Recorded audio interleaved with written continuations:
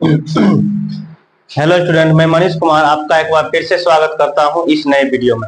आज हम लोग ये त्रिकोणमिति के कुछ अनुप्रयोग का आज तीसरा क्लास हम लोगों का है। इससे पहले दो क्लास में हम लोग बेसिक कॉन्सेप्ट जो भी लॉजिक था वो अच्छी तरह से देख लिए थे और 4 उदाहरण तक कर चुके थे। अब इसमें एक ही एक्सरसाइज है 9.1, इसमें 7 उदाहरण है जिसमें हम लोग 4 उदाहरण कर चुके हैं और बचे हुए 3 उदाहरण को आज हम लोग अच्छी तरह से देखेंगे। ये क्लास 10th है, एनसीईआरटी मैथ है। इसका सॉल्यूशन हम लोग बहुत अच्छी तरह से 1 बाय 1 पार्ट करके करते हुए चल रहे हैं। आइए हम लोग इस सवाल को उदाहरण नंबर 5 को देखते हैं। एक समतल जमीन पर खड़ी एक मीनार की छाया उस स्थिति में 40 मीटर अधिक लंबी हो जाती है जबकि सूर्य का उनतास 60 डिग्री से घट के 30 डिग्री हो जाता है। अर्थात छाया के एक सिरे से मीनार के शिखर का उन्नयन कोण 60 डिग्री है और डीबी छाया की लंबाई है जबकि उन्नयन कोण 30 डिग्री है। मीनार की ऊंचाई क्या है? इस सवाल में त्रिकोणमिति के कुछ अनुप्रयोग मतलब ऊंचाई और दूरी एक तरह से कह सकते हैं। इसमें आकृति, फिगर, डायग्राम आप बना लीजिएगा तो सवाल आराम से बन जाएगा, कोई दिक्कत नहीं होगा। आइए इसका सॉल्यूशन देखते हैं। पहले हम लोग कोशिश करते हैं इस सवाल को अच्छी तरह से पढ़ के समझ के इसकी डायग्राम बना लेते हैं। जैसे कहता है वैसे करते चलेंगे। एक समतल जमीन पर कुछ भी बनता है, मीनार बने कि टावर बने कि मंजिल बने कि पिलर बने कि वृक्ष हो, कुछ भी होगा तो जमीन पर ही होगा। आइए तो समतल जमीन पर खड़ी मीनार की छाया, आइए ये समतल जमीन है, ये मीनार है। इसको मान लेते हैं कि ए बी मीनार है। उस स्थिति में एक समतल जमीन पर खड़ी मीनार की छाया उस स्थिति में 40 मीटर अधिक लंबी हो जाती है जबकि सूर्य का उनतास कोण 60 डिग्री से घट के 30 डिग्री। कहने का मतलब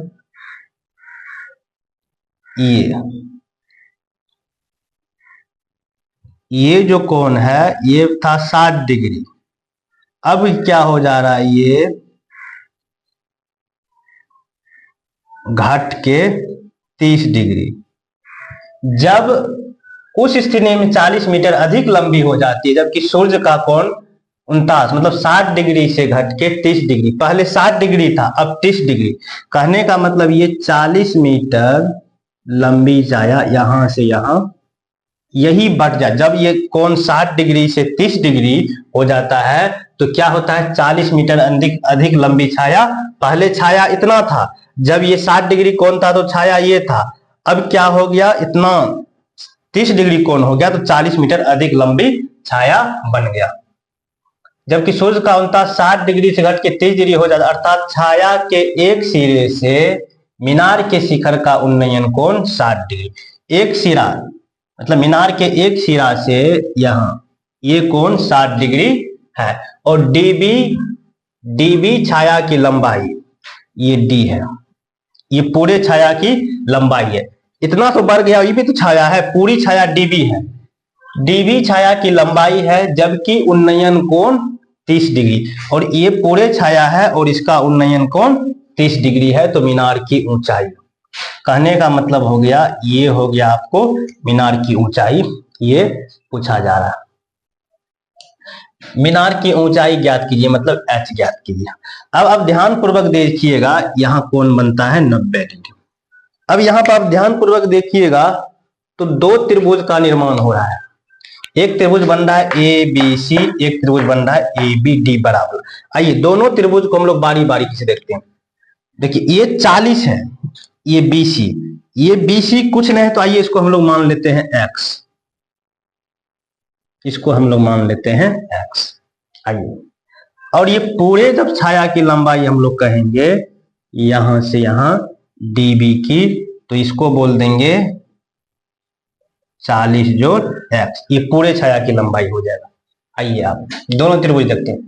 त्रिभुज ए बी सी में, त्रिभुज ए बी सी में ओके, त्रिभुज एबीडी में, त्रिभुज एबीडी में, आइए दोनों त्रिभुज में, दोनों में टेन लग, टेन क्या होता है, यदि त्रिभुज ए बी सी में देखेंगे, ये लंब हो गया, ये आधार हो गया। आइए टेन ही लगाते हैं, टेन इस कोण की बात होगी तो इसके सामने वाला ये लंब हो जाएगा।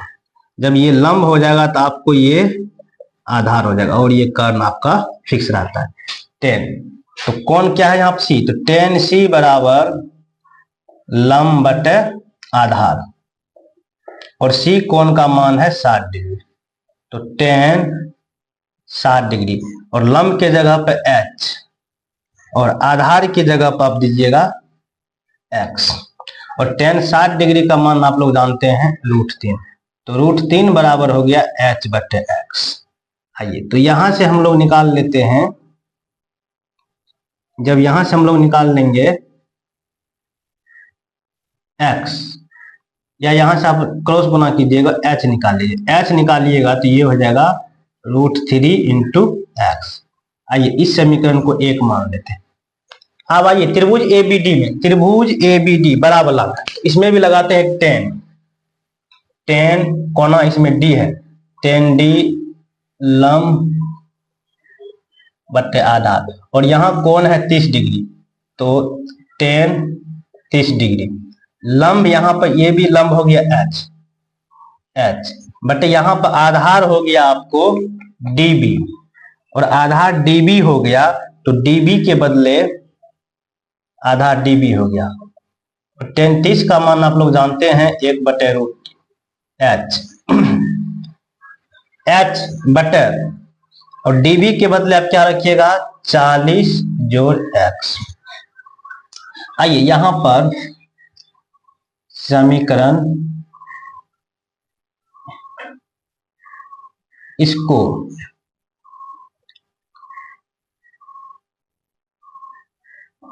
आइए 1/√3 बराबर, और h के बदले हम लोग दे देते हैं √3 इंटू एक्स बटे 40 जोड़ एक्स, यहां दे देते हैं h, समीकरण एक से h का मान रखने का। आइए क्रॉस गुना करते हैं, इसको गुणा कीजिएगा √3 इंटू √3 इंटू एक्स बराबर 40 जोड़ एक्स। √3 को √3 से गुना कीजिएगा तो 3x, ये हो जाएगा 40 जोड़ एक्स। आइए x को इधर कर देते, 3x घटो x बराबर 40, यहाँ 2x बराबर 40, इसीलिए x बराबर हो जाएगा 40/2, ये 20 बार में कट गया, x का मान निकल गया 20।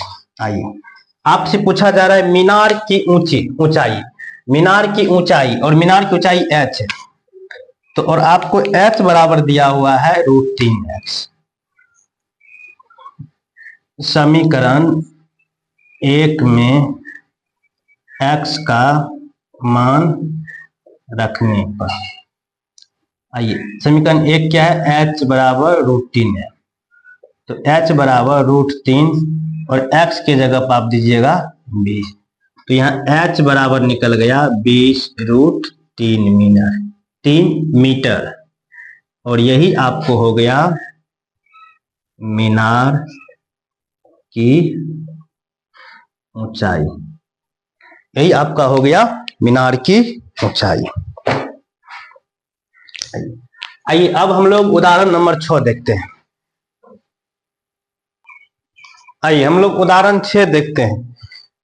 उदाहरण 6 है, एक बहुमंजिल भवन के शिखर से देखने पर एक 8 मीटर ऊंचे भवन के शिखर और तल के अवरोहण कोण क्रमशः 30 डिग्री और 45 डिग्री है। बहुमंजिल भवन की ऊंचाई और दो भवनों के बीच की दूरी ज्ञात कीजिए। आइए इस सवाल को भी पहले आकृति फिगर अच्छी तरह से जैसे बोला गया है इस तरह से बना लेते हैं। एक बहुमंजिल भवन, आइए बहुमंजिल मतलब एक से अधिक मंजिल है। आइए तो यहां पर बना लेते हैं,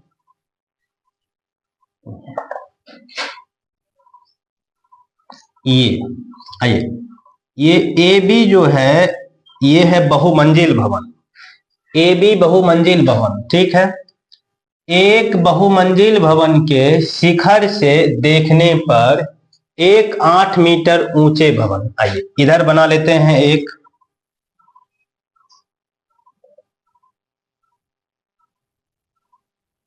ये 8 मीटर ऊंचे ये भवन है, इसको मान लेते हैं सी डी।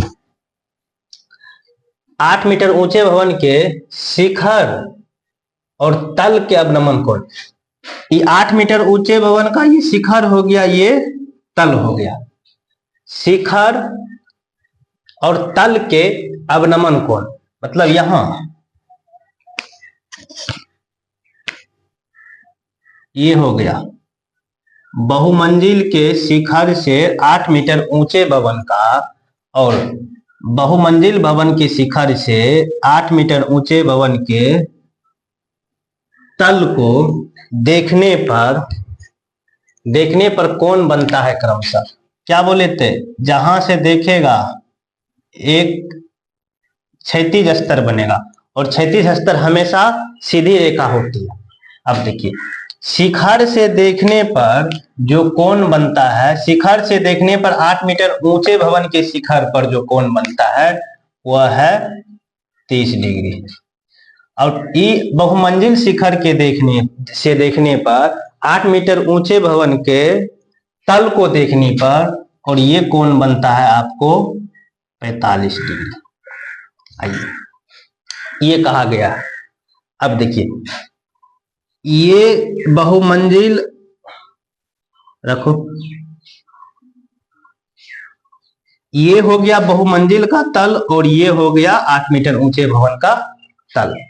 अब देखिए यहां पर लिख देते, ए बी जो है ये बहुमंजिल है, ए बी जो है बहुमंजिल है, और ये सी डी जो है ये भवन है, सी डी है भवन, और जिसकी ऊंचाई है 8 मीटर।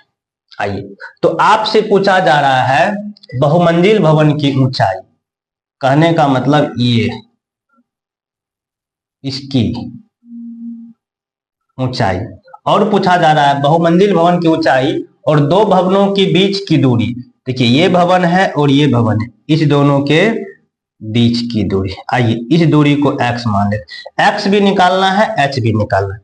अब क्या पढ़े हैं कि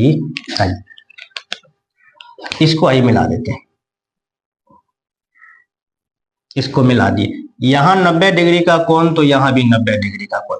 आइए जब ये रेखा इस रेखा के समांतर है तो ये रेखा इस रेखा के भी समांतर होगा। अब देखिए जब ये जेड शेप बनने मतलब समांतर रेखा को एक तिर्यक रेखा काटे तो एकांतर अंतःकोण बराबर होंगे। जब ये 30 डिग्री है, अब ये एक, तो ये भी आपको 30, आपको ये होगा एक रेखा एक एकांतर।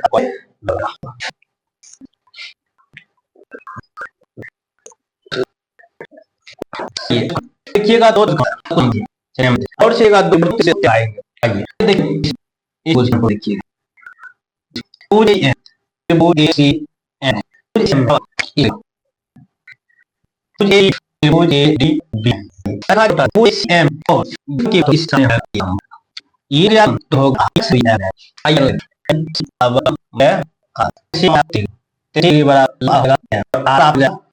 देखिए का मतलब एम एम बराबर बी में जब यहाँ को तो पूरा पूरा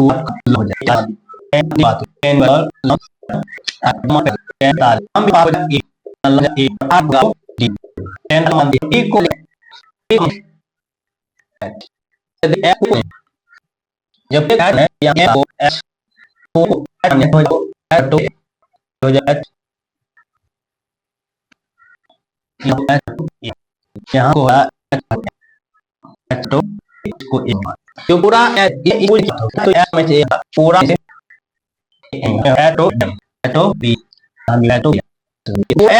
में घटा ई के बाद और डी के बाद क्या रहेगा। आइए यहाँ आते हैं मान है इसमें 2 का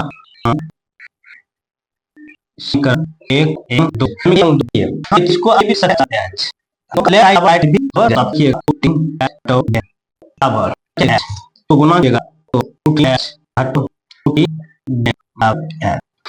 तो हो जाओ √3 √3 हो जाएगा 3 यहाँ पर मिलेगा √3 आपको यदि तो जो मीटर हो जाएगा। कहने का मतलब अब bm कितना तो यहाँ उल्टा के देते हैं को जो दीजिए हो जाएगा जो एक जो बार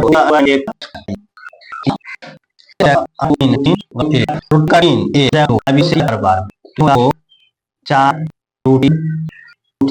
ये का मिल प्लस ये का है